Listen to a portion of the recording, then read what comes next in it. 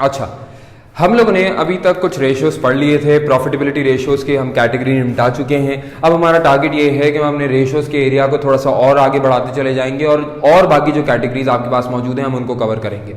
जो नेक्स्ट हमारे पास रेशियोज की कैटेगरी आती है मेरे दोस्तों, इस कैटेगरी का नाम है आपके पास गियरिंग रेशियोज। जैसे कि मैं हमेशा कहता हूं कि किसी भी टॉपिक को समझने के लिए सबसे पहले उसका नाम समझना जरूरी है। नाम समझ में आएगा तो काम भी समझ में आएगा, वरना कुछ समझ में ना आएगा। तो आपका सबसे पहला सवाल मुझसे ये बनेगा कि सर आप गियरिंग रेशियोज पढ़ाने जा रहे हैं, आखिरकार ये गियरिंग का अपना मतलब क्या होता है? तो मेरे दोस्तों, gearing is basically a technical jargon used for the words या used for the term debt burden. आप ये कह सकते हैं ना, किसी कंपनी के अंदर डेट बहुत ज्यादा है, उधारी बहुत ज्यादा है। इन अदर वर्ड्स, आप हमारी टर्मिनोलॉजी के अंदर, अकाउंटेंट्स की टर्मिनोलॉजी के अंदर ये भी कह सकते हैं कि जैसे इस कंपनी की गियरिंग ज्यादा है। तो गियरिंग एक्चुअली रेफर करती है to the date levels. Clear होती है बात ये? अब इन गियरिंग रेशियोज के अंदर जो सबसे पहला रेशियो आप लोगों ने मेरे साथ पढ़ना है, उस रेशियो का नाम है मेरे दोस्तों फाइनेंशियल गियरिंग। फाइनेंशियल गियरिंग का फॉर्मूला ये होता है कि आप न्यूमरेटर के अंदर रखेंगे डेट और डिनोमिनेटर के अंदर रखेंगे डेट प्लस इक्विटी। मेरे दोस्तों, डेट के लोविंग मायने ये होते हैं long term interest bearing liabilities. तो long term interest bearing liabilities को आप न्यूमरेटर के अंदर रखेंगे और डिनोमिनेटर के अंदर रखेंगे डेट और इक्विटी दोनों। सर, डिनोमिनेटर के अंदर डेट और इक्विटी दोनों रखने का मतलब क्या हुआ? बेटा, इसका मतलब ये हुआ कि आपने इस रेशियो के अंदर डिनोमिनेटर के अंदर रखा है कंपनी का इंटायर कैपिटल स्ट्रक्चर। आप सब लोग ये बात जानते हैं कि बचपन से हम लोग पढ़ा करते थे कि अकाउंटिंग इक्वेशन होती है assets are always equals to capital plus liabilities. यानी याद रखना कि किसी भी बिजनेस के अंदर जो एसेट डेवलप होता है, या तो वो आपके अपने पैसे से डेवलप होता है या तो किसी और के पैसे से डेवलप होता है। Assets are always equal to capital plus liabilities. तो इसका मतलब ये हुआ कि मैंने डिनोमिनेटर के अंदर कैपिटल प्लस लायबिलिटीज दोनों रखी हैं, यानी इंटायर कैपिटल स्ट्रक्चर यानी इंटायर सोर्स ऑफ फाइनेंस रखा है। और इस कैपिटल स्ट्रक्चर में से न्यूमरेटर के अंदर क्या रखा गया है? डेट रखा गया है। यानी ये रेशियो बेसिकली आपको बताता ये है कि in relation to your entire 100% capital structure, उसके अंदर डेट का पोर्शन कितना है। यानी मिसाल के तौर पे आप debt divide by debt plus equity multiply by 100 करते हैं और आपके पास किसी सवाल के अंदर आंसर आ जाता है 40%। मल्टीप्लाई बाय 100 है तो इसका मतलब आंसर हमेशा परसेंट के अंदर आया करेगा। तो अगर आपके पास किसी सिनेरियो के अंदर गियरिंग के रेशियो का आंसर 40% आ जाता है, तो इस 40% की दर हकीकत मतलब ये होगा कि in relation to the 100% capital structure that you have, उसके अंदर से उधारी का पैसा कितना है, उसके अंदर से डेट का पैसा कितना है मेरे दोस्तों? 40% पैसा है। और इसका मतलब यह भी होगा कि बाकी 60% किससे रिलेट करता होगा? आपकी इक्विटी से रिलेट करता होगा। अगर कभी किसी जो है सवाल के अंदर आंसर इसका आ जाए मिसाल के तौर पे 60%, तो इस 60% का मतलब यह होगा कि 100% कैपिटल के अंदर से 60% बाहर वालों का पैसा है। और इसका मतलब यह भी हुआ कि 40% आपका अपना पैसा रह गया है। यह बताता है आपको गियरिंग रेशो। अब सर सवाल ये है कि देखिए, कभी मैं सवाल के अंदर निकालने जाऊंगा तो आंसर 40 आ जाएगा, कभी 60 आ जाएगा। ये 40 आए, 60 आए, 80 आए, 20 आए, 10 आए, 15 आए, इन सब बातों का मतलब क्या है? यानी आप इस रेशियो को इस्तेमाल करते हुए कंपनी की परफॉर्मेंस को कैसे असेस करेंगे, कंपनी की बैलेंस शीट पोजीशन या कंपनी के हालात और वाकयात को कैसे असेस करेंगे। तो मेरे दोस्तों, कहा जाता है कि जिन कंपनीज के अंदर हायर गियरिंग होती है, हायर गियरिंग का मतलब हायर डेट होता है, तो कहा जाता है कि जिन कंपनीज के अंदर हायर गियरिंग होती है ना, उन कंपनीज का फाइनेंशियल रिस्क भी ज्यादा होता है। सर एक second, sir what do you mean by financial risk? मेरे दोस्तों, financial risk is the risk that एक स्टेज ऐसा आएगा कि कंपनी प्रिंसिपल और इंटरेस्ट की टाइमली रीपेमेंट्स नहीं कर पाएगी and ultimately it will go into winding up. Financial risk is the risk that due to high debt burden on the company and due to non-repayments, ultimately आपका lender आपको winding up के अंदर लेके चला जाया करेगा। यानी आपकी सारी की सारी गेम का इख्तिताम हो जाया करेगा, आपका बिजनेस बहुत रिस्की हो चुका है। अब टर्म ये इस्तेमाल की जाती है कि higher the gearing higher the risk. अब सवाल ये है कि सर हम आपकी बात कैसे मान लें कि higher the gearing higher the risk? तो इस टर्म को समझाने के लिए, इस कहावत को समझाने के लिए कि हायर गियरिंग हायर रिस्क के अंदर रिजल्ट करती है, मैं आपके सामने एक इलस्ट्रेटिव एग्जांपल रखूंगा। याद रखिएगा मेरे दोस्तों, ये सिर्फ एग्जांपल नहीं है, बल्कि ये एक इलस्ट्रेटिव एग्जांपल है। इलस्ट्रेटिव एग्जांपल्स उन एग्जांपल्स को कहा जाता है जो कि अपनी एग्जांपल के सॉल्व होने के अंदर अंदर आपके सामने कोई ना कोई कहानी इलस्ट्रेट कर जाते हैं, कोई ना कोई टॉपिक इलस्ट्रेट कर जाते हैं, कोई ना कोई कॉन्सेप्ट इलस्ट्रेट कर जाते हैं। तो this example is just more than an example, it will also give you a mayor concept. इस वाली टर्म को प्रूव करके दिखाएगा। सुनो, ये एग्जाम्पल कुछ यूं है कि मिसाल के तौर पे आप अज्यूम कर लीजिए कि आपके सामने 3 कंपनीज आती हैं, ए कंपनी, बी कंपनी और सी कंपनी। ए कंपनी का profit before interest and tax यानी ऑपरेटिंग प्रॉफिट है 50, बी का भी ऑपरेटिंग प्रॉफिट है 50 और सी का भी ऑपरेटिंग प्रॉफिट है 50। यानी in terms of operating profitability देखी जाए, इन टर्म्स ऑफ सिचुएशन देखा जाए, तो तीनों की तीनों कंपनीज दर हकीकत साथ साथ खड़ी हुई हैं। सबकी कमाई एक जैसी है, 50-50-50, यानी तीनों कंपैरेबल है।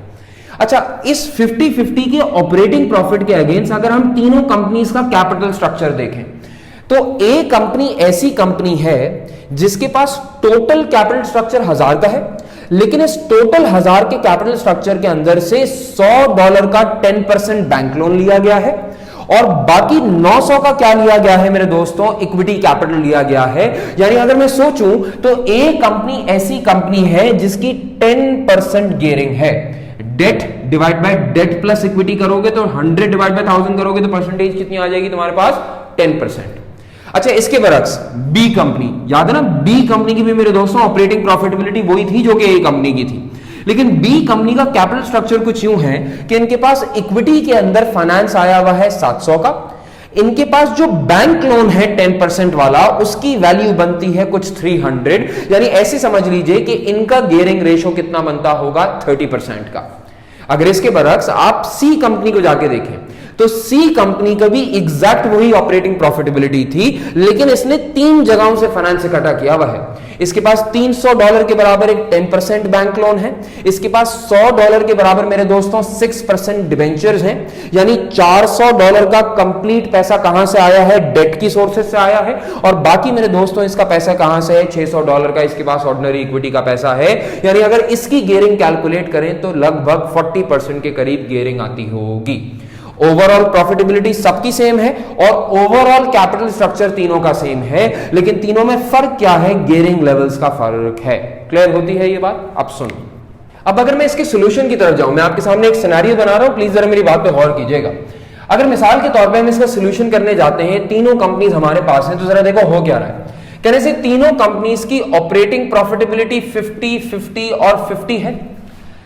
ये तो इनकी ऑपरेटिंग प्रॉफिटेबिलिटी है, लेकिन याद रखना कि अगर तुम शेयर होल्डर के पर्सपेक्टिव से देखते हो, कंपनी के ओवरऑल पर्सपेक्टिव से देखते हो, तो असल बॉटम लाइन पीएटी की होती है। तो हम स्टार्ट करेंगे ऑपरेटिंग प्रॉफिट से और चलने की कोशिश करते हैं जरा पीएटी तक। मैं सबसे पहले लेस करूंगा पीबीआईटी में से interest, profit before interest and tax है, तो सबसे पहले लेस क्या होगा, इंटरेस्ट। अगर मैं ए कंपनी का इंटरेस्ट कैलकुलेट करने जाऊं तो ए कंपनी के पास सिर्फ $100 का बैंक लोन था और इसके ऊपर 10% का इंटरेस्ट रेट था, तो 100 इंटू 10 करूंगा तो मेरे दोस्तों इनका इंटरेस्ट कितना आ जाएगा, 10 का। अगर मैं बी कंपनी का इंटरेस्ट कैलकुलेट करने जाऊं तो इनके पास $300 का बैंक लोन था और ये $300 का बैंक लोन 10% वाला बैंक लोन था। 300 इंटू 10% कितना बन जाता है मेरे दोस्तों, 30 का। और इसी तरह अगर मैं सी कंपनी के ऊपर बात करने जाऊं तो सी कंपनी के पास बैंक लोन तो वही 10% वाला 300 है, लेकिन उसके साथ उनके पास $100 का 6% डिबेंचर भी अवेलेबल है। यानी अगर इनकी टोटल इंटरेस्ट कॉस्ट कैलकुलेट करूं तो 300 इंटू 10 30 हो जाएगा एंड 100 इंटू 6% कर लूंगा तो 6 हो जाएगा। यानी इनका टोटल इंटरेस्ट कितना बनता होगा, 36 का। अगर इसके बाद मैं इनका पीबीटी निकालूं, प्रॉफिट बिफोर टैक्स, तो यहां पे ए का 40 आ जाता होगा, यहां पे बी का मेरे दोस्तों 20 आ जाता होगा और यहां पे सी का जाके देखूं तो इनके पास $14 का पीबीटी आ जाता होगा। This is their profit before tax. Assume कर लेते हैं कि सवाल के अंदर टैक्स का रेट 20% है, मैंने लिख दिया यहां पे, अज्यूम कर लें कि 20% है। तो अगर 20% टैक्स रेट है तो 40 का 20% 8 बन जाता है, 20 का 20% मेरे ख्याल से 4 बन जाता है, और अगर 14 का 20% निकालने जाऊं तो मेरे ख्याल से 2.8 बन जाता होगा। और इसके बाद अगर हम फाइनल बॉटम लाइन निकालने जाएं, याद रखना यही बॉटम लाइन वो बॉटम लाइन होती है जो कि अल्टीमेटली शेयर होल्डर की डिविडेंड पेमेंट्स के लिए काम आ रही होती है, अल्टीमेटली फ्यूचर ग्रोथ के लिए काम आ रही होती है। This is the actual figure. तो देखो यहां पे कितना आ जाएगा ए के केस के अंदर 32, बी में कितना आ जाएगा 16, और सी के अंदर कितना आ जाएगा अगर हम कैलकुलेट करने चले जाएं तो मेरे ख्याल से 11.2 के बराबर क्या आ जाएगा मेरे दोस्तों, सी का प्रॉफिट आफ्टर टैक्स आ जाएगा। कोई शक इस केस के अंदर? अच्छा, मैंने सिर्फ जो है ना अभी सिंपल फिगर्स इनपुट किए, अभी तक कोई लॉजिक नहीं दे रहा, मैं लॉजिक अब शुरू हो रही है। मैं आपके सामने इस सिनेरियो को रेफर करते हुए एक केस नंबर 2 बनाता हूं। ये केस नंबर 2 कुछ ऐसा केस है कि जिसके अंदर आपसे ये कहा जा रहा है कि आप अज्यूम कर लीजिए कि जैसे मार्केट्स मूव करती हैं, कोई सिचुएशन खराब होती है, इकोनॉमी की सिचुएशन खराब होती है, या कुछ भी XYZ प्रॉब्लम हो जाता है, और जिसकी वजह से आपकी ऑपरेटिंग प्रॉफिटेबिलिटी 20% से फॉल कर जाती है। तो जरा सोचो कि अगर कंपनीज की प्रॉफिटेबिलिटी, हर कंपनी की प्रॉफिटेबिलिटी 20% से फॉल कर जाए, तो इसका मतलब पहले 50 हुआ करती थी और 50 से 20% फॉल कर जाएगी तो अब कितनी हो जाया करेगी, 40 हो जाया करेगी, 80% रह जाया करेगी सिर्फ। इसी तरह सोचो बी कंपनी की भी कितनी रह जाया करेगी, 40 रह जाया करेगी, सी कंपनी की भी कितनी रह जाया करेगी, 40 रह जाया करेगी। In terms of size, in terms of operating profitability तीनों कंपनीज अभी भी बराबर हैं। कोई शक? अब अगर मैं सिनेरियो को थोड़ा सा कंप्लीट करना स्टार्ट करूं तो this is just PBIT, interest और टैक्स भी अभी लेस होना है। तो अगर इंटरेस्ट को सबसे पहले लेस करने जाए मेरे दोस्तों तो इंटरेस्ट कितना कितना होगा, 10, 30, 36 लास्ट टाइम का इंटरेस्ट था, तो अभी कितना इंटरेस्ट होगा, same. Interest is a fix cost मेरे दोस्तों। तो आपकी प्रॉफिटेबिलिटी के अंदर फॉल आया है, लेकिन आपकी कैपिटल स्ट्रक्चर के अंदर तो कोई चेंज नहीं आया ना। तो अगर आपकी कैपिटल स्ट्रक्चर के अंदर कोई चेंज नहीं आया तो सेम इंटरेस्ट कैलकुलेट हुआ करेगा, यहां पे 10, यहां पे 30 और यहां पे कितना हो जाया करेगा 36। अगर मैं पीबीटी निकालने जाऊं तो शायद यहां पे 30 का पीबीटी बच रहा होगा, यहां पे जाऊं तो 10 का पीबीटी बच रहा होगा, और यहां पे जाऊं मेरे दोस्तों तो 4 का पीबीटी बच रहा होगा। Now this is profit before tax. लेकिन सर आपने तो बताया था प्रॉफिट बिफोर टैक्स तो फाइनल फिगर होती ही नहीं है, आपको तो दर हकीकत पीएटी तक पहुंचना होता है। तो चलो सही है, टैक्स रेट 20% है, जरा माइनस करना स्टार्ट करते हैं। 30 का 20% 6 बन जाता है, 10 का 20% 2 बन जाता है, और 4 का 20% में निकालने जाऊं तो शायद 0.8 बन जाता होगा। अगर इसके बाद मैं फाइनल बॉटम लाइन की तरफ जाऊं तो 30 से 6 माइनस करूंगा, यहां 24 बचेगा, 10 में से 2 माइनस करूंगा, यहां 8 बचेगा, 4 में से 0.8 माइनस करूंगा तो इसका मतलब अल्टीमेटली यहां पे 3.2 बच जाया करेगा।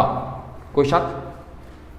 आपने एक बात नोट करी, ए का प्रॉफिट सबसे ज्यादा है, बी का प्रॉफिट उसके बाद सबसे ज्यादा है, और सी का सबसे कम प्रॉफिट है।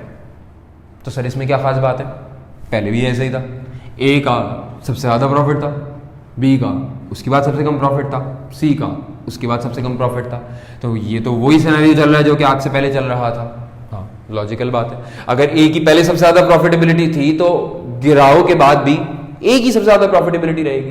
अगर सी की पहले नॉर्मल हालात के अंदर सबसे कम प्रॉफिटेबिलिटी थी तो गिराव के बाद उसकी फिर भी सबसे कम प्रॉफिटेबिलिटी रहेगी। जाहिर सी बात है, इजाफा तो होने से रहा, फिगर्स तो वैसी की वैसी ट्रेंड शो कर रही हैं जो कि पहले शो कर रही थी। लेकिन सर इस बात से समझ में क्या आया? समझ में आया कि अगर आप मेरी बात मान के तीनों कंपनीज का परसेंटेज फॉल निकालें, परसेंटेज फॉल का मतलब क्या हुआ कि ये देखो पहले 32 पे थे, अब आ चुके हैं 24 पे, यानी $8 से मेरे दोस्तों इनकी प्रॉफिटेबिलिटी गिरी है। अगर $8 के हिसाब से आप देखें कि परसेंटेज चेंज कितना आया, परसेंटेज चेंज का मतलब क्या हुआ, $8 का फॉल है, और $8 की अमाउंट को मेरे दोस्तों बेस फिगर से डिवाइड कर लिया जाएगा। परसेंटेज फिगर निकालने के लिए पुरानी फिगर से डिवाइड कर लिया जाएगा। अगर आप 8 को 32 से डिवाइड कर लें तो इसका मतलब यह होगा कि लगभग आपके पास 25% यहां पे आंसर आया। फिर इसके अलावा अगर आप यहां पे कुछ बात करें तो बी की पहली प्रॉफिटेबिलिटी 16 की थी, अब इसकी प्रॉफिटेबिलिटी 8 हो चुकी है, यानी कुल मिला के 8 से प्रॉफिटेबिलिटी गिरी। और अगर इस 8 की फिगर को मैं इसकी बेस फिगर से डिवाइड कर लूं ये निकालने के लिए कि परसेंटेज चेंज कितना आया, तो कहने से 8 डिवाइडेड, यानी दोनों का फर्क 8 और डिवाइड बाय 16 कर लूं तो कहने से 50% का फॉल आया है इनके पास। इसी तरह अगर तुम सी कंपनी के पास जाके देखो तो सी कंपनी की एग्जिस्टिंग प्रॉफिटेबिलिटी 3.2 है, पहले 11.2 हुआ करती थी। 11.2 और 3.2 के फर्क का मतलब यह हुआ कि इनकी भी $8 से जो है प्रॉफिटेबिलिटी गिरी है, लेकिन अगर इनके $8 के फॉल को तुम कंपेयर कर लो पुराने 11.2 से, तो मेरे दोस्तों परसेंटेज चेंज कितना आ गया होगा इनके पास? लगभग 71% का आ गया होगा। अगर तुम नोट करो ना तो हर कंपनी की प्रॉफिटेबिलिटी में एब्सोल्यूट फिगर्स के अंदर $8 का ही फर्क आया है, एग्जैक्टली $8 का फर्क आया है। लेकिन अगर तुम परसेंटेज इंपैक्ट असेस करो ना तो परसेंटेज इंपैक्ट अलग ही कहानी बता रहा है।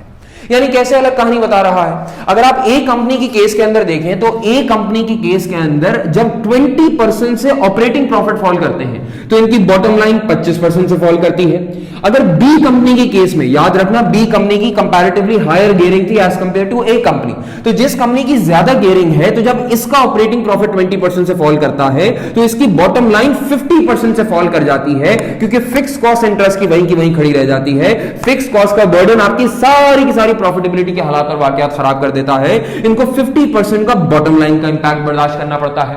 इसी तरह अगर तुम सी कंपनी के बारे में जाके देखो जिसकी सबसे ज्यादा गियरिंग हुआ करती थी, तो सी कंपनी की केस के अंदर मेरे दोस्तों जब 20% का ऑपरेटिंग प्रॉफिट का फॉल आया तो इनको बॉटम लाइन के अंदर कितना इंपैक्ट पड़ा है? लगभग 71% का इंपैक्ट पड़ा है। हेंस प्रूव्ड, जिस कंपनी की गियरिंग ज्यादा होती है तो टर्बुलेंट टाइम्स के अंदर उनकी अर्निंग्स में उतना ही ज्यादा इंपैक्ट आ रहा होता है, क्योंकि इंटरेस्ट जो कैलकुलेट होता है वो as a fix cost calculate होता है। तो इसका मतलब क्या हुआ? Higher the gearing higher the risk for share holders. जितनी ज्यादा गियरिंग होगी उतने ही ज्यादा चांसेस होते हैं कि अगर जरा सी भी टर्बुलेंस आई तो आपको उससे भी बड़ा इंपैक्ट आपके पास आ रहा होगा, आपकी बॉटम लाइंस के अंदर उससे भी बड़ा इंपैक्ट आपको अपने रिजल्ट्स के अंदर देखना पड़ेगा। तो इसीलिए कहा जाता है कि जिस कंपनी की गियरिंग बहुत ज्यादा हो वो बहुत ज्यादा फाइनेंशियल रिस्क मेंटेन कर रही है, और जिस कंपनी की गियरिंग बहुत कम हो वो बहुत कम रिस्क मेंटेन कर रही है, so on and so fourth.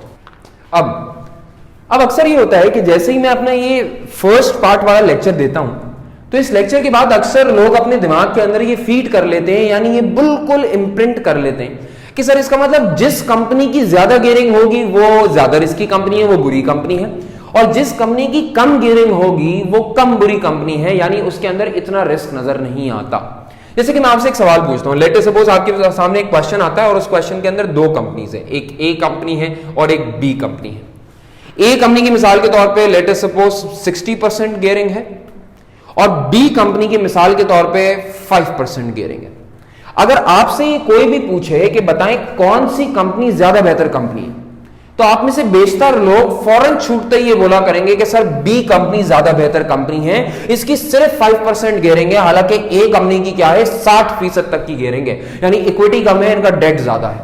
आपका ये फौरन से फौरन कंक्लूजन आ जाएगा, बिल्कुल गलत, बिल्कुल गलत, बिल्कुल गलत।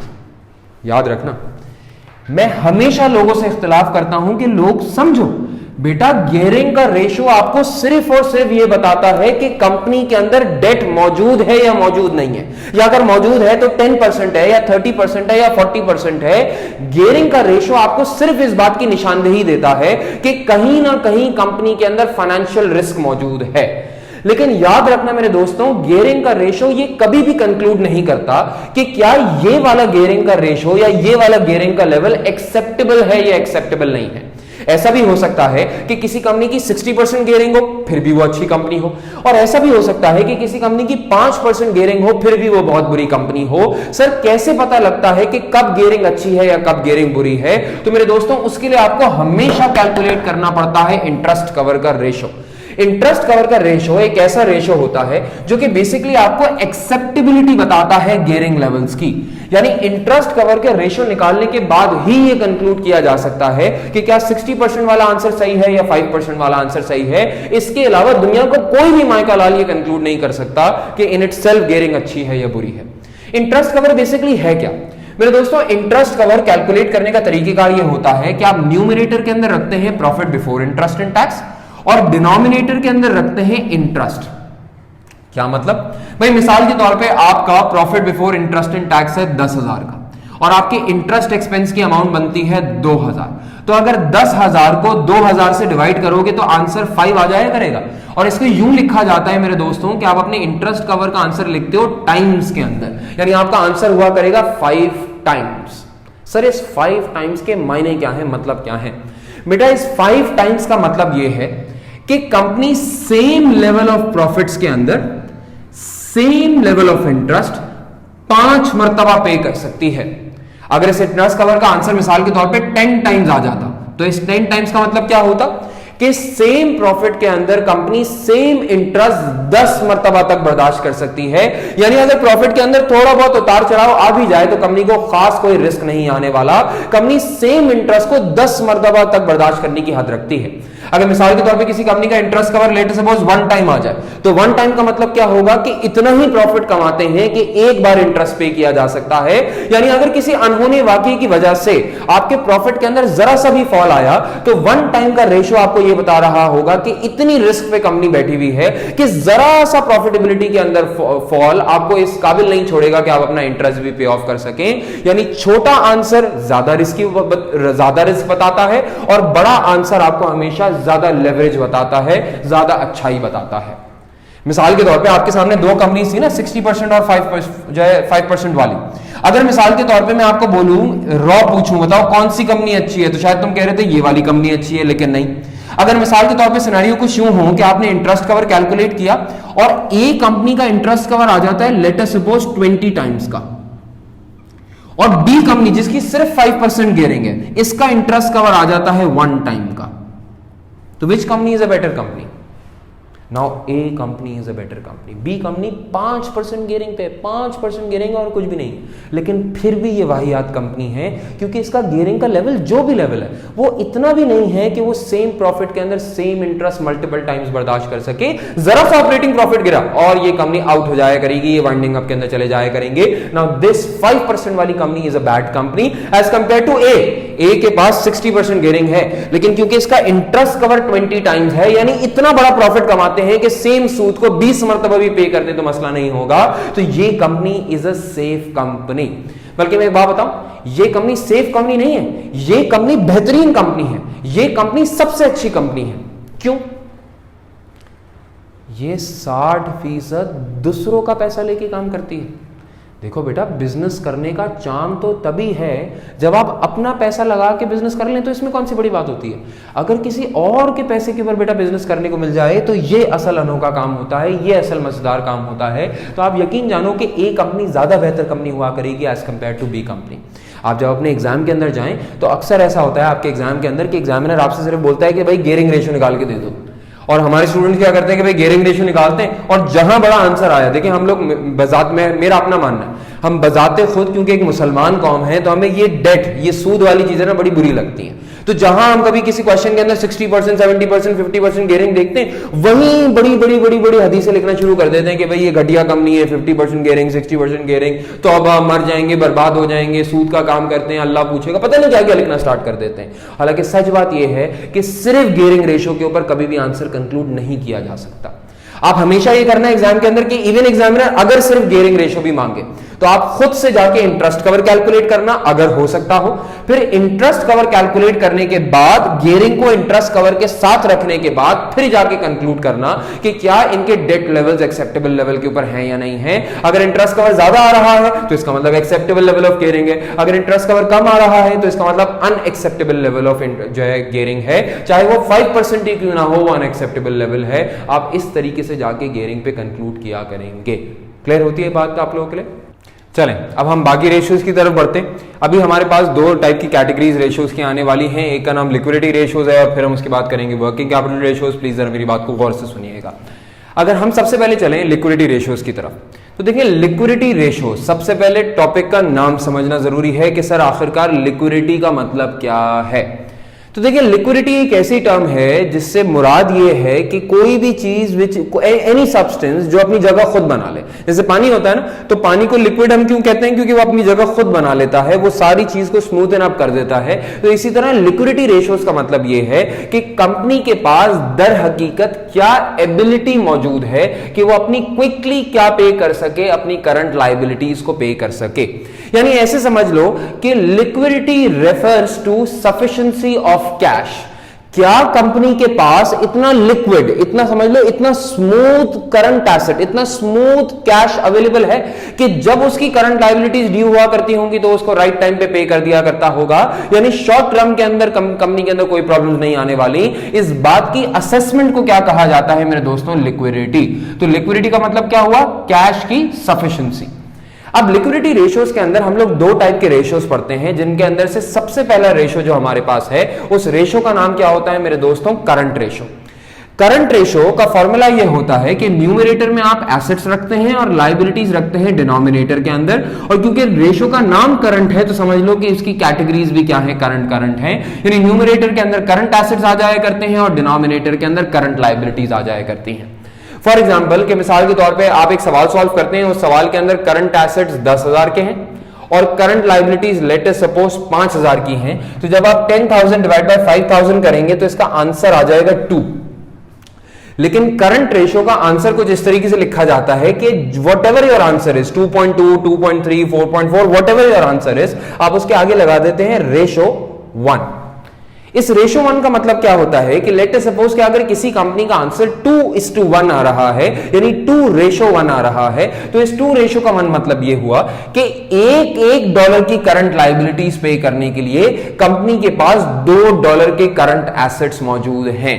अगर कभी मिसाल के तौर पे इस करंट रेशियो का आंसर आ जाए 5:1, तो 5:1 का मतलब क्या हुआ कि $1 की लायबिलिटी पे करने के लिए कंपनी के पास $5 के करंट एसेट्स पड़े हैं। अगर इसका आंसर मिसाल के तौर पे 0.5:1 आ जाए तो इस 0.5:1 का मतलब क्या हुआ कि $1 की लायबिलिटी पे ऑफ करने के लिए कंपनी के पास $1 के एसेट्स भी नहीं पड़े, यानी शायद कंपनी लिक्विड नहीं है, उसके पास सिर्फ 0.5 के करंट एसेट्स पड़े हैं।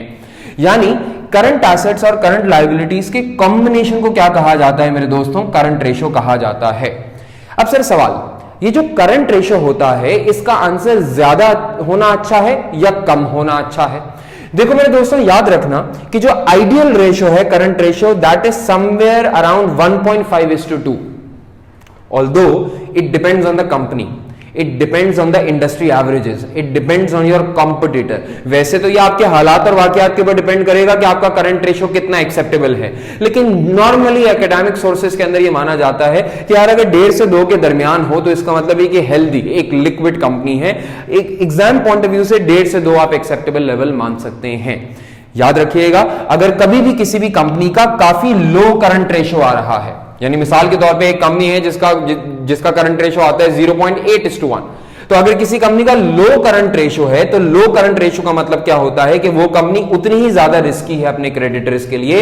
अगर आपके करंट रेशियो का आंसर 0.8:1 आ रहा है तो इसका मतलब आपकी जेब में फिल फॉर $1 की लायबिलिटी पे ऑफ करने के लिए आपके पास $1 भी मौजूद नहीं है। अगर $1 की लायबिलिटी पे ऑफ करने के लिए $1 भी आपके पास मौजूद नहीं है तो इसका मतलब कंपनी बड़े रिस्की जोन के अंदर मौजूद है। और अगर कंपनी बड़े रिस्की जोन के अंदर मौजूद है तो शायद आपका क्रेडिटर घबरा जाया करेगा।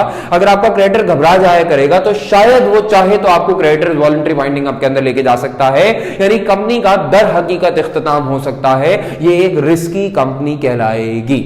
तो जितना ज्यादा अच्छा करंट रेशियो होता है उतने ज्यादा कंपनी के पास पैसे बढ़े हुए होते हैं, उतनी ही ज्यादा सेफ फील करते हैं क्रेडिटर्स, और जितना कम करंट रेशियो होता है उतना ही रिस्की फील करते हैं आपके क्रेडिटर्स। यानी सप्लायर की सिक्योरिटी के लिए अच्छा करंट रेशियो होना जरूरी है।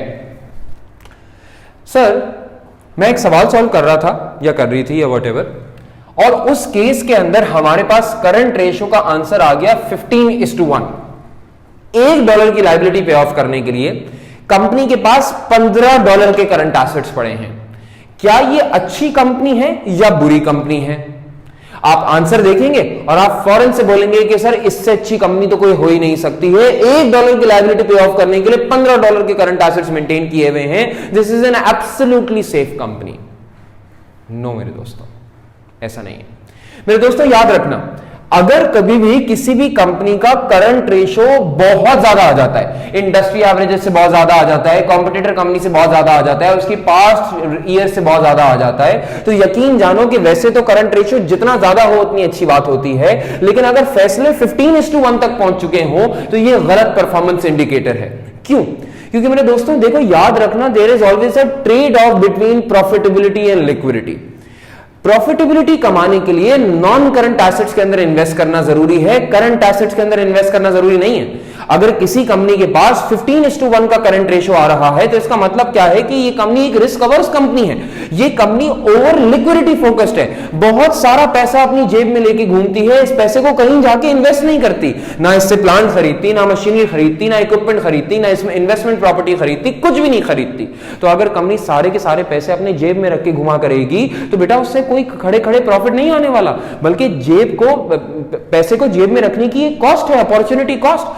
खाई में वो उस पैसे को पड़े पड़े जाया कर रही है, उसके ऊपर इंटरेस्ट इनकम कमाई जा सकती थी, उसके ऊपर प्रॉफिट नॉन करंट एसेट्स के अंदर इन्वेस्ट करके प्रॉफिट कमाया जा सकता था। तो अगर कभी 15:1 का आंसर या इंडस्ट्री एवरेजेस से बहुत ज्यादा ओवर आंसर आ जाए तो फिर एग्जामिनर को कह देना कि ये ओवर लिक्विडिटी फोकस्ड एंटिटी है, शायद तभी इनके प्रॉफिटेबिलिटी रेशियोज उतने अच्छे नजर नहीं आ रहे जितने के आने चाहिए थे, ये भी बुरी परफॉर्मेंस है।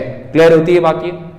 और कभी ऐसा भी हो सकता है कि अगर मिसाल के तौर पे आप किसी एग्जाम के अंदर मौजूद हो और आपका करंट रेशो का आंसर बहुत ज्यादा अच्छा आ रहा हो, तो ये करंट रेशो का बहुत ज्यादा अच्छा आना आंसर ये बात भी रिकमेंड कर सकता है कि शायद कंपनी कोई पोटेंशियल एक्विजिशन प्लान कर रही है। ये जब मार्केट के अंदर एनालिस्ट बैठे हुए होते हैं ना, तो ये एनालिस्ट डिफरेंट टाइप की कंपनीज के करंट रेशो को भी मॉनिटर करते हैं। अगर कहीं उनको नजर आता है कि यार बहुत अच्छा करंट रेशो पड़ा हुआ है, तो उनको हिंट मिल जाती है कि यार कहीं ना कहीं आगे चल के कोई ना कोई मर्जर या एक्विजिशन होने वाला है, शायद तभी कंपनी अपना इतना पैसा संभाल के रखी हुई होगी।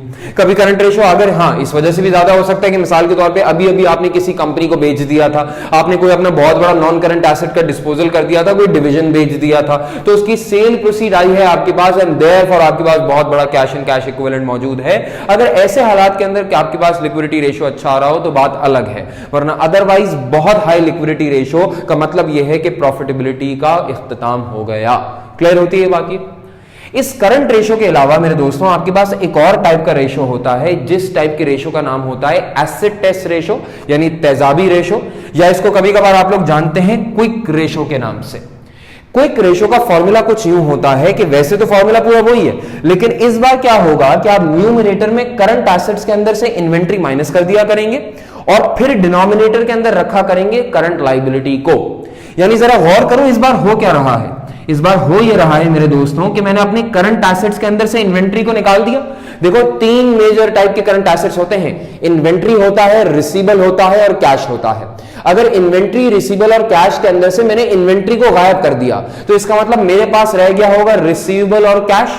अगर न्यूमरेटर के अंदर सिर्फ रिसीवेबल और कैश रखा है तो इसका मतलब तेजाबी रेशो ये कहता है कि इस बार मैं लिक्विडिटी की असेसमेंट करना चाह रहा हूं प्योर लिक्विड एसेट्स को बेस बना के। देखो ये बात सच है कि इन्वेंट्री भी करंट एसेट है, लेकिन देखो inventory is not readily convertible into cash. देखिए कैश तो कैश ही होता है, रिसीवेबल के अंदर you have a contractual right to receive cash, आपका हक है कि आप सामने वाले से जाके पैसे मांग सकते हैं। लेकिन अगर आपके पास बहुत सारी इन्वेंट्री पड़ी है तो although inventory convert ultimately cash के अंदर ही होती है, लेकिन still you don't have the right to receive cash. आप ये नहीं कह सकते किसी कस्टमर से कि भाई मेरी इन्वेंट्री खरीदो क्योंकि मेरे पास इन्वेंट्री मौजूद है।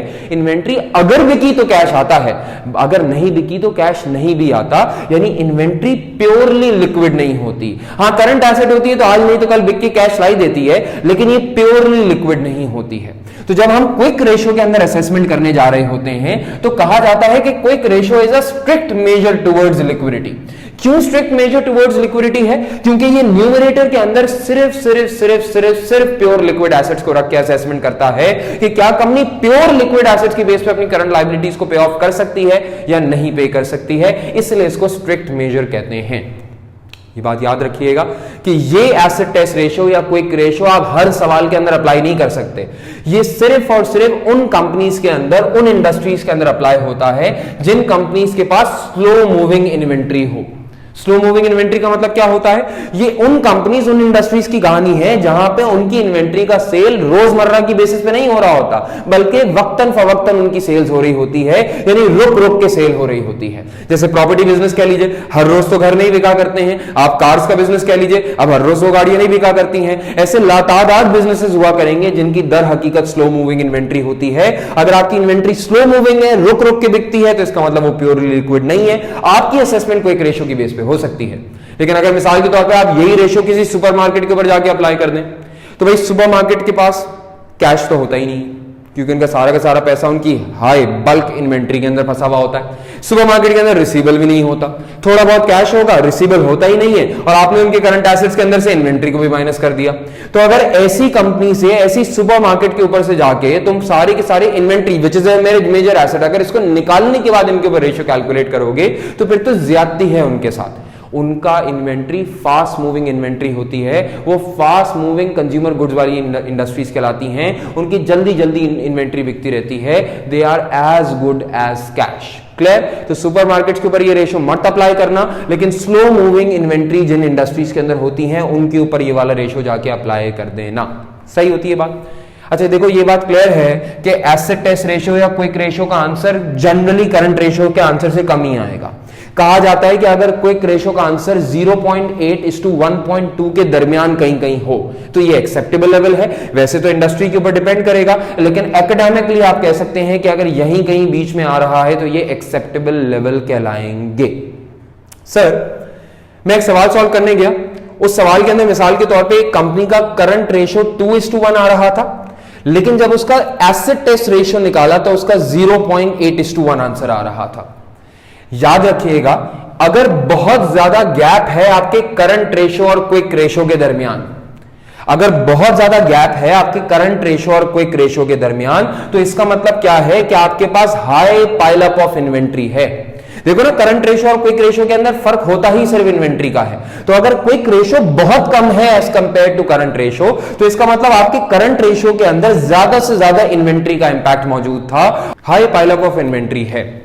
अब देखो, याद रखना, अगर कभी भी एग्जाम के अंदर कोई ऐसा सिनेरियो हो जाए तो खुदा के लिए जरूर बताकर आ जाना कि देखो करंट रेशियो और क्विक रेशियो के दरमियान बहुत बड़ा गैप है, यानी कहीं ना कहीं एनआरवी का रिस्क कंपनी के ऊपर मौजूद है, ऑब्सोलेंस ओल्ड इन्वेंट्री का रिस्क कंपनी के ऊपर मौजूद है। क्लियर होती है ये बात? करंट रेशियो के अंदर याद रखना कि तुमने सिर्फ और सिर्फ असेसमेंट इस बात की दे के आनी होगी कि क्या कंपनी की लिक्विडिटी सही है या नहीं है। बहुत बड़ी बड़ी बातें लिक्विडिटी रेशियोज के अंदर नहीं की जा सकती।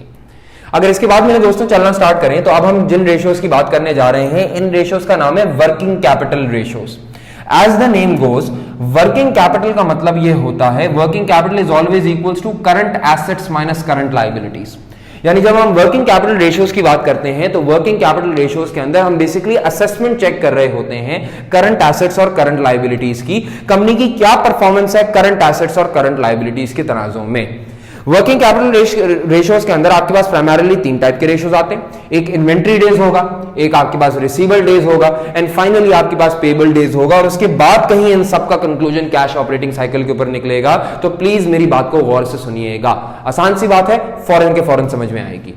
मेरे दोस्तों, सबसे पहले बात करते हैं हम लोग इन्वेंट्री डेज की। तो इन्वेंट्री डेज का फॉर्मूला यह होता है कि आप न्यूमरेटर के अंदर इन्वेंट्री रखेंगे, डिनोमिनेटर के अंदर कॉस्ट ऑफ गुड्स सोल्ड या कॉस्ट ऑफ सेल्स रखेंगे, और इसको मल्टीप्लाई कर देंगे या तो 365 से, या तो 12 से, या तो 52 से। अगर कभी डेज के अंदर आंसर देना हो तो 365 से मल्टीप्लाई करना। अगर एग्जामिनर बोले भाई मंथ्स के अंदर आंसर देना है तो 12 से मल्टीप्लाई कर देना। अगर एग्जामिनर बोले नहीं भाई मुझे वीक्स के अंदर आंसर चाहिए तो फिर 52 से जाके मल्टीप्लाई कर देना। जैसा एग्जामिनर बोले वैसा करके आ जाया करना। सर, रेशो तो देखो हम कैलकुलेट कर लेंगे सर, सवाल ये है कि ये रेशो बताता क्या है, ये है क्या रेशो? भाई मिसाल के तौर पे आपने इन्वेंट्री डेज का रेशो कैलकुलेट किया तो जाहिर सी बात है इसका आंसर भी डेज के अंदर ही आएगा, एंड लेट अस सपोज कि इसका आंसर आ गया 30 डेज। तो इन 30 डेज का मतलब क्या है मेरे दोस्तों? इन्वेंट्री डेज का रेशो आपको यह बताता है कि ऑन एवरेज कितने टाइम आप अपनी इन्वेंट्री को होल्ड करते हैं बिफोर सेल। यानी अगर मिसाल के तौर पे इन्वेंट्री डेज का आंसर 30 डेज आ जाए तो इस 30 डेज का मतलब यह होगा कि एक बार आपकी इन्वेंट्री रेडी फॉर सेल हो जाती है, यानी वो फिनिश गुड्स की कंडीशन के अंदर आ जाती है, तो तो फिर उसके बाद आपको 30 दिन लगते हैं इसको सेल करने के अंदर, यानी 30 दिन तक आपकी इन्वेंट्री आपके पास पड़ी रहती है। 30 दिन लगते हैं आपको बायर ढूंढने के अंदर और इस इन्वेंट्री को बेचने के अंदर। 30 दिन तक आपको होल्डिंग कॉस्ट बर्दाश्त करनी पड़ती है, वेयर हाउस का रेंट बर्दाश्त करना पड़ता है, इलेक्ट्रिसिटी बर्दाश्त करनी पड़ती है, सिक्योरिटी बर्दाश्त करनी पड़ती है, एनआरवी का रिस्क बर्दाश्त करना पड़ता है। 30 दिन तक की आपकी होल्डिंग कॉस्ट अराइज होती है। क्लियर होती है बात ये? अगर इन्वेंट्री डेज का आंसर 50 दिन आता तो इसका मतलब एक बार आपकी इन्वेंट्री रेडी हो जाए तो उसके बाद 50 दिन लगते हैं इसको अल्टीमेटली सेल करने के अंदर, यानी 50 डेज आपका होल्डिंग पीरियड होता। अब सर सवाल, सर इन्वेंट्री डेज का आंसर कम होना चाहिए है या ज्यादा होना चाहिए है? बेटा आइडियली इन्वेंट्री डेज का आंसर होना चाहिए है 0। सर क्यों 0? देखो आइडियल तो यह है कि आप चलाओ just in time inventory system, यानी ऐसा हो कि आपको इन्वेंट्री मेंटेन ही ना करनी पड़े, आपके पास कोई होल्डिंग कॉस्ट ही ना हो। आइडियली तो यह होना चाहिए है कि आप तभी इन्वेंट्री परचेज करके लेकर आया करो जब आपके पास कोई सेल ऑर्डर भी आ जाया करे, यहां से खरीद के लेकर आओगे, वहां से बेच कर लेकर आ जाओगे। ये आइडियल सिनेरियो होना चाहिए है। लेकिन आपको मालूम है कि देखो हर इंडस्ट्री के अंदर जेआईटी नहीं चलाया जा सकता।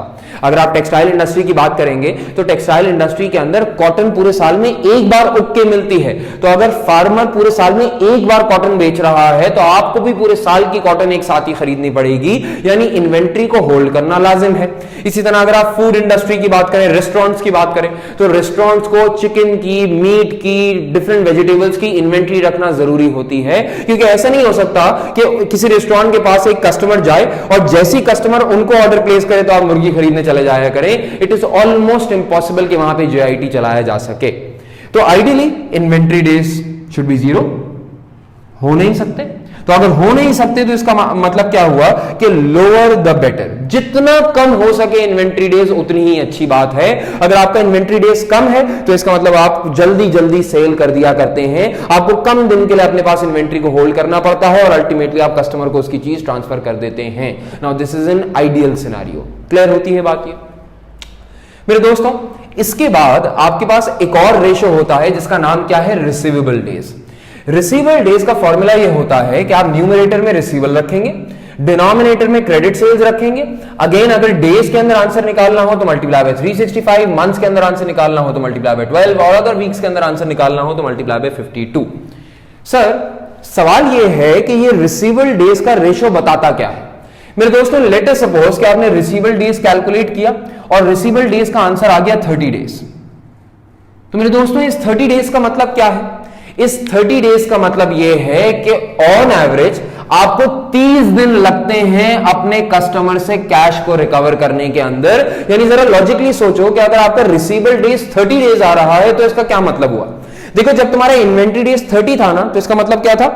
एक बार मेरे पास गुड्स अवेलेबल फॉर सेल हो जाया करें तो मुझे 30 दिन लगते हैं इसको बेचने के अंदर। अच्छा मैं बेच लूं तो कैश नहीं आता क्योंकि मैं तो क्रेडिट सेल करता हूं। तो अगर रिसीवेबल डेज 30 डेज है तो इसका मतलब सेल होने के 30 दिन बाद में अपने पैसे जाके रिकवर किया करता हूंगा। यानी जरा सोचो 30 डेज इन्वेंट्री डेज थे, 30 डेज रिसीवेबल डेज है, यानी ओवरऑल 60 दिन तक आपका कैश पूरा का पूरा ब्लॉक हो जाया करता होगा। आपको 60 दिन तक का फाइनेंस की रिक्वायरमेंट हुआ करती होगी, 60 दिन की आपकी पूरी पैसे की रिकवरी की साइकिल चल रही होगी। मेरे दोस्तों जैसे कि इन्वेंट्री डेज के अंदर आंसर जितना कम हो उतनी अच्छी बात है, उसी तरह रिसीवेबल डेज के अंदर जितना आंसर कम हो उतनी ही अच्छी बात होती है। उसूल है कि जिससे पैसे लेने हैं उससे फौरन के फौरन ले लिए जाएं, जितना हो सके उतना आपको जल्दी जल्दी पैसे रिकवर कर लेने चाहिए हैं। लेकिन याद रखना मेरे दोस्तों, अगर बहुत जल्दी पैसे रिकवर करना स्टार्ट करोगे तो इसका कॉन्सिक्वेंट इंपैक्ट आपकी सेल्स के ऊपर भी पड़ सकता है, क्योंकि अगर आप अपने क्रेडिट टर्म कम करेंगे और आपके किसी कॉम्पिटिटर ने क्रेडिट टर्म बढ़ा दिया तो शायद आपका कस्टमर भी उससे जाके बाय कर लिया करेगा। तो रिसीवेबल डेज कम करने चाहिए हैं, बस उतने कम करने चाहिए हैं जहां तक कस्टमर को एक्सेप्टेबल हो, उससे ज्यादा कम नहीं करने चाहिए हैं। अगर आपकी कंपनी की रिसीवेबल डेज का आंसर बहुत ज्यादा आ रहा है, पिछले साल से ज्यादा आ रहा है, इंडस्ट्री एवरेज से ज्यादा आ रहा है, कॉम्पिटिटर से ज्यादा आ रहा है, तो जितने ज्यादा लेंदी रिसीवेबल डेज होते हैं उतना ही ज्यादा आपकी तरफ रिस्क ऑफ बेड डेट बढ़ जाता है। यानी उतने ही ज्यादा चांसेस होते हैं कि अल्टीमेटली आपकी लिक्विडिटी भी खराब हो जाएगी और अल्टीमेटली आपका सारा पैसा भी जाया हो जाएगा, बेड डेट की नजर हो जाया करेगा। क्लियर होती है बात ये? अच्छा अब आपके पास एक और रेशो है मेरे दोस्तों, जिस रेशो का नाम क्या है? Payable days. पेबल डेज का फॉर्मूला यह होता है कि आप न्यूमरेटर के अंदर पेबल्स रखेंगे, डिनोमिनेटर के अंदर क्रेडिट परचेजेस या सीओजीएस जो आपके पास अवेलेबल हो आप वो रखेंगे। अगेन अगर डेज के अंदर आंसर चाहिए हो तो मल्टीप्लाई बाय 365, मंथ्स के अंदर आंसर चाहिए हो तो मल्टीप्लाई बाय 12, वीक्स के अंदर आंसर चाहिए हो तो 52। सर सवाल यह है कि ये पेबल डेज का आंसर बताता क्या है? मेरे दोस्तों मिसाल के तौर पे अगर आपके पेबल डेज का आंसर 50 डेज आ जाता है तो इस 50 डेज का मतलब क्या है? इस 50 डेज का मतलब यह होगा कि ऑन एवरेज आपको 50 दिन लगते हैं अपने सप्लायर को पे करने के अंदर, यानी 50 डेज के अंदर अंदर आप अपने सप्लायर को पे कर देते हैं। अब सवाल, सर पेबल डेज ज्यादा होना चाहिए है या पेबल डेज कम होना चाहिए है? उसूल, जिससे पैसे लेने हो फौरन ले लिया करो, जिसको पैसे देने हो तो वैसे तो दिया ही नहीं करो, लेकिन अगर देने ही हो तो जितना लंबा कर सको उतनी अच्छी बात होती है। यानी पेबल डेज जितने ज्यादा हो उतनी अच्छी बात होती है, जितना लेट सप्लायर को पेमेंट करोगे उतनी ही अच्छी बात होती है। बस अब याद रखना, इतना भी लेट ना पे करना कि सप्लायर की हड्डी आए। अगर देखो बहुत ज्यादा डिलेड पेमेंट करोगे तो सप्लायर की हट जाया करेगी, वो आपकी रॉ मटेरियल की सप्लाईज रोक देगा। अगर उसने आपकी सप्लाईज रोक दी तो आप अपने कस्टमर को डिलेड जाके डिलीवर किया करोगे, पूरा बिजनेस डिस्ट्रप्शन का शिकार हो जाएगा। वैसे तो आंसर जितना ज्यादा हो उतनी अच्छी बात होती है, लेकिन अब इतना भी ज्यादा ना हो कि इंडस्ट्री एवरेजेस से ही आगे निकल रहा हो, तो फिर आपके हालात और वाकयात के बराबर के मुताबिक शक पैदा हो जाता है आपके सप्लायर को। ऐसा नहीं करना चाहिए। डन। सर एक सवाल है, सर आपने बोला पेबल डेज जितना ज्यादा हो उतनी अच्छी बात है, लेकिन अगर हम आपसे पूछना चाहें कि कम से कम कितना ज्यादा होना चाहिए है, तो बेटा कम से कम इतना ज्यादा होना चाहिए है कि इन्वेंट्री और रिसीवेबल डेज को के सम से ज्यादा हो। भाई अगर आपका इन्वेंट्री डेज 30 डेज था तो इसका मतलब चीज को बेचने के अंदर 30 दिन लगते थे। फिर अगर आपका रिसीवेबल डेज 30 डेज है तो इसका मतलब पैसा आने में फर्दर 30 डेज लगते थे, 60 दिन तक आपका पैसा ब्लॉक था। अब अगर मिसाल के तौर पे आपका पेबल डेज 50 है तो 50 का मतलब क्या हुआ कि आपका पैसा रिकवर 60 दिन में होता है, लेकिन आप सप्लायर को 50 दिन में ही पे कर देते हैं। तो अगर आप अपने सप्लायर को 50 दिन में ही पे कर देते हैं तो लॉजिकली सोचें जो एडिशनल 10 डेज बचे, 50 और 60 का फर्क, उस दौरानिए के अंदर आपको डबल फाइनेंस कॉस्ट का इंपैक्ट पड़ता होगा। एक तो आपका अपना ओरिजिनल पैसा फंसा हुआ था और प्लस आपने अपने सप्लायर को भी जल्दी पे कर दिया, तो 10 डेज के लिए आपको कहीं ना कहीं और से जाके फाइनेंस रेज करना पड़ेगा, ओवरड्राफ्ट लेना पड़ेगा, डेट बर्डन बर्दाश्त करना पड़ेगा। ये आपकी लिक्विडिटी को खराब कर देगा। लेकिन अगर मिसाल के तौर पे ऐसा हो कि ओवरऑल 60 दिन हमारा रिकवरी पीरियड था और हमारा पेबल डेज 70 आ रहा है, तो अगर हमारा पेबल डेज हमारे इन्वेंट्री और रिसीवेबल डेज के सम से ज्यादा आ रहा है तो इसका मतलब यह होगा कि हम पहले अपने कस्टमर से पैसा रिकवर करते हैं, फिर उसको 10 दिन सेकते हैं, यानी उस पर इंटरेस्ट इनकम कमाते हैं, और फिर जाके कहीं अपने सप्लायर को उसके पैसे दिया करते हैं। ये आइडियलिस्टिक सिनेरियो होगा कि आप सामने वाले को यानी अपने सप्लायर को पे तब करो जब आपको आपका कस्टमर पे कर दिया करे। यानी ideally payable days should be higher than the sum of inventory और रिसीवेबल डेज। ये जो मैंने आपको बात बताई ना कि पेबल डेज इन्वेंट्री और रिसीवेबल से ज्यादा होना चाहिए है, इसको हम एक और तरीके से मेजर ऐसे करते हैं कि हम एक और रेशो निकाल लेते हैं जिसका नाम होता है COC, कैश ऑपरेटिंग साइकिल।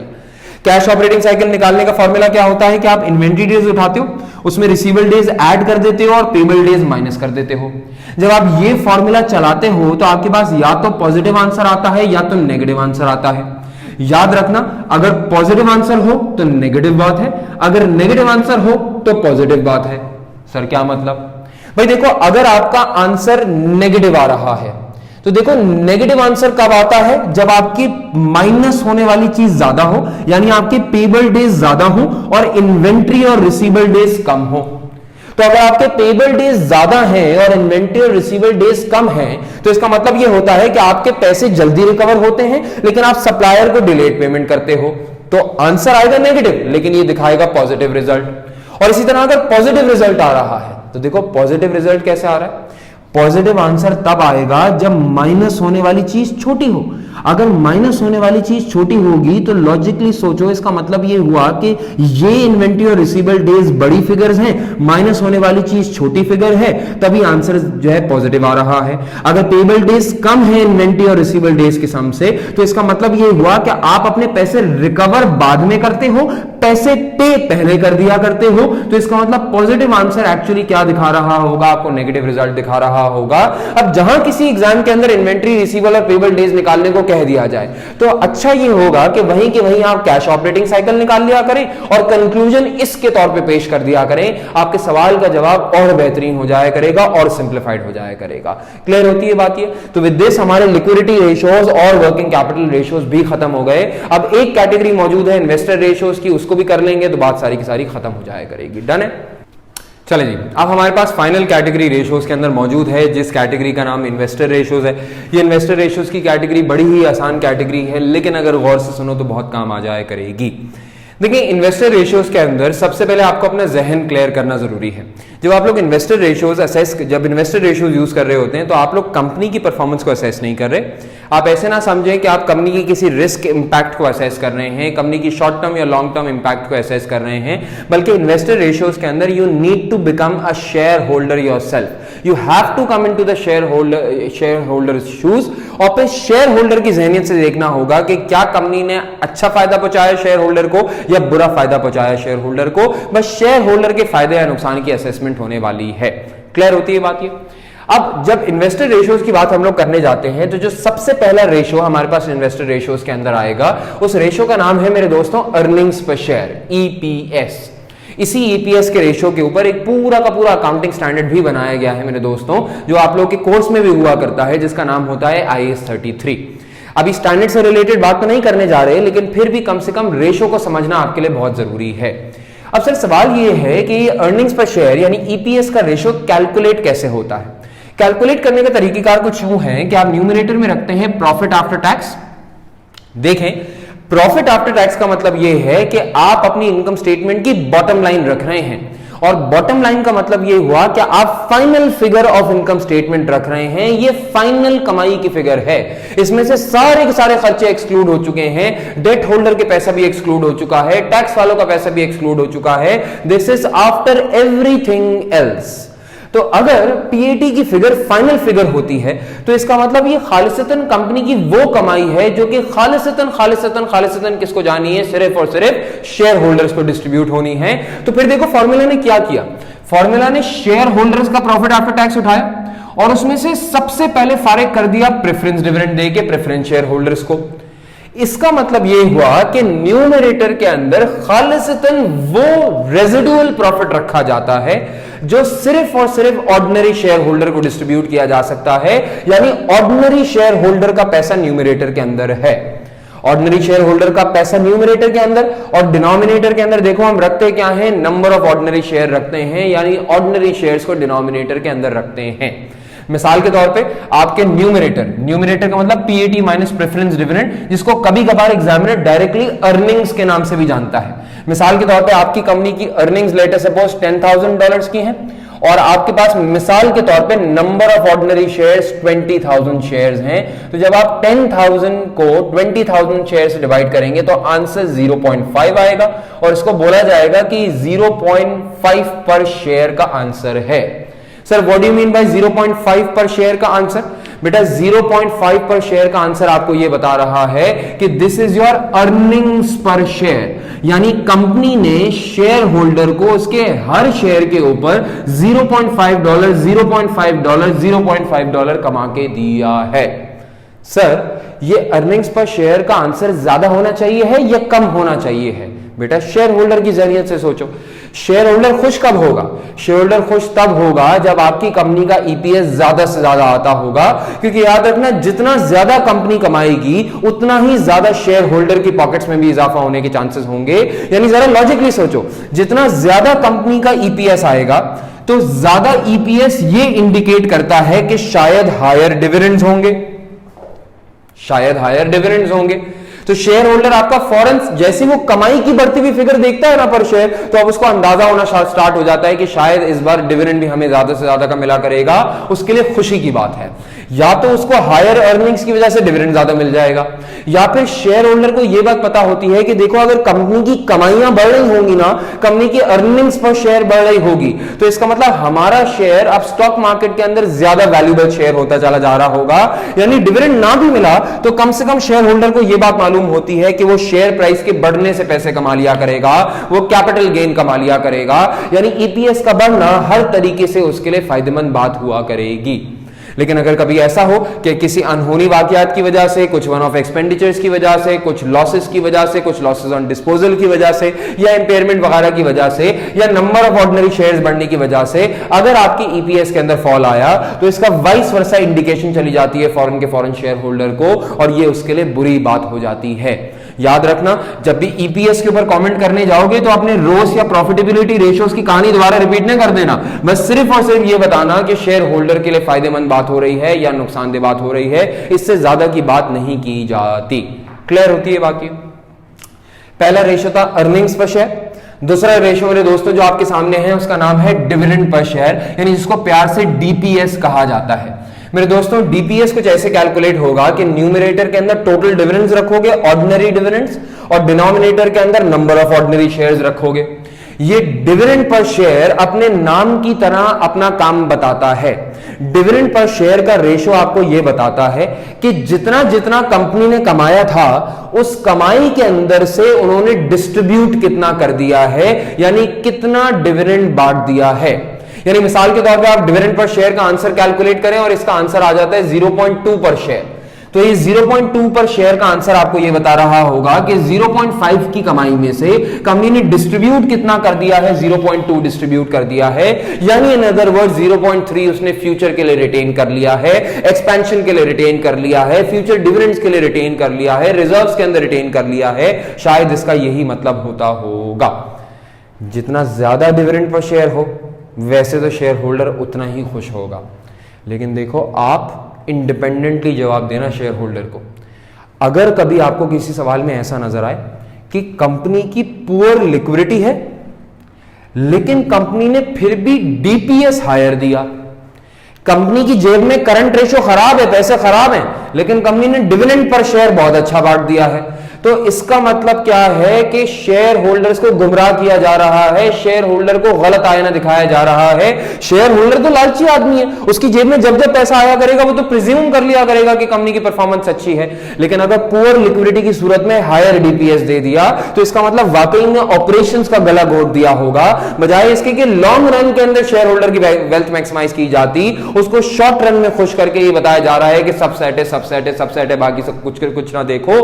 इस बारे में चेतावनी देना आपका काम होगा किसी एग्जाम के अंदर। तो डिविडेंड की पर शेयर की अमाउंट को लिक्विडिटी के हालात और वाकयात से जरूर कंपेयर कर लेना। कमाया कितना, बांटा कितना, और अब एक और टर्म्स के अंदर बात हो रही है जिस टर्म्स का नाम है price to earnings ratio. Price to earnings ratio को ना प्यार से पीई रेशियो भी कहा जाता है, और यकीन जानो जैसा इसका नाम है वैसा इसका काम है। यानी आप प्राइस टू अर्निंग्स रेशियो का फॉर्मूला देखें, मार्केट प्राइस न्यूमरेटर के अंदर आती है, पी पहले है, और डिनोमिनेटर के अंदर ईपीएस आता है, देखो ई बाद में है। तो जैसा नाम है वैसा ही देख लो तुम्हारे पास फॉर्मूला है। सर सवाल यह है कि ये पीई रेशियो बताता क्या है? भाई मिसाल के तौर पे पीई रेशियो कुछ ऐसे निकाला जाता है कि लेट सपोज एक कंपनी की अर्निंग्स पर शेयर है $1 एंड लेट सपोज उसकी मार्केट प्राइस चल रही है $2, तो 2 डिवाइड बाय 1 करोगे तो आंसर 2 आ जाएगा। और पी रेशियो को लिखा ऐसे जाता है कि इसको लिखा जाता है 2 टाइम्स। सर इस 2 टाइम्स का मतलब क्या है? सुनो मेरे दोस्तों, कहा यह जाता है कि अगर कभी भी पीई रेशियो का आंसर ग्रेटर देन 1 आए, तो पी रेशियो का आंसर अगर ग्रेटर देन 1 आ रहा है तो इसका मतलब ये higher confidence of share holder है। और इसी तरह अगर पी रेशियो का आंसर कभी भी लेस देन 1 आ जाए तो लेस देन 1 का मतलब क्या होता है कि lower confidence of share holder है। सर क्या मतलब? बेटा लॉजिकल है। बेटा देखो कह रहे हैं कि अगर कभी भी आंसर ग्रेटर देन 1 आए तो इसका मतलब higher confidence of share holder है, और लॉजिकली है। देखो अगर मिसाल के तौर पे आपकी कंपनी का ईपीएस $1 है, तो अगर आपकी कंपनी का ईपीएस $1 है तो इसका मतलब आपकी कंपनी ऐसी कंपनी है जो कि एक शेयर के ऊपर $1 कमा के देती है। और देखो सच बात यह है कि किसी भी चीज की औकात उतनी ही होती है जितना वो आपको कमा के दे सकता है। अगर एक शेयर के ऊपर ईपीएस $1 आ रहा है तो इसका मतलब एक शेयर के अंदर मैक्सिमम इकोनॉमिक बेनिफिट $1 के आ रहे हैं। तो अगर किसी शेयर के अंदर बेनिफिट्स $1 के हैं तो उसूली तौर पे तो उसको मार्केट के अंदर भी $1 का ही बिकना चाहिए था। लेकिन अगर ये $1 की कमाई वाला शेयर मार्केट के अंदर $2 का चल रहा है तो जरा सोचो क्यों चल रहा है। जब ये कमाता ही $1 है तो मार्केट पार्टिसिपेंट्स इसको $2 का खरीदने को क्यों तैयार हैं?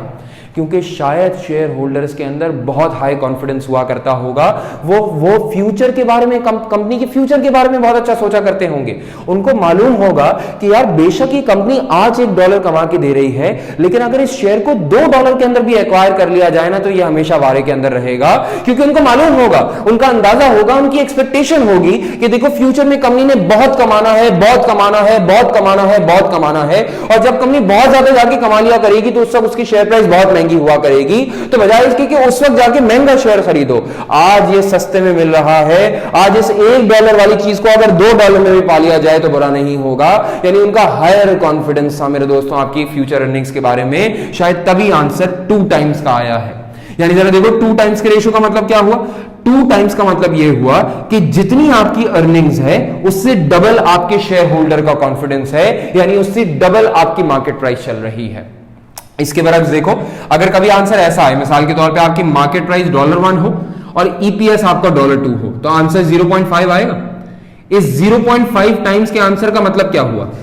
जितनी आपकी कंपनी की अर्निंग्स है, तो जितनी आपकी कंपनी की अर्निंग्स हैं, आपके शेयर होल्डर का आपके ऊपर उतना भी कॉन्फिडेंस नहीं है। यानी आपका शेयर होल्डर आपकी आज की कमाई पे भरोसा नहीं रखता।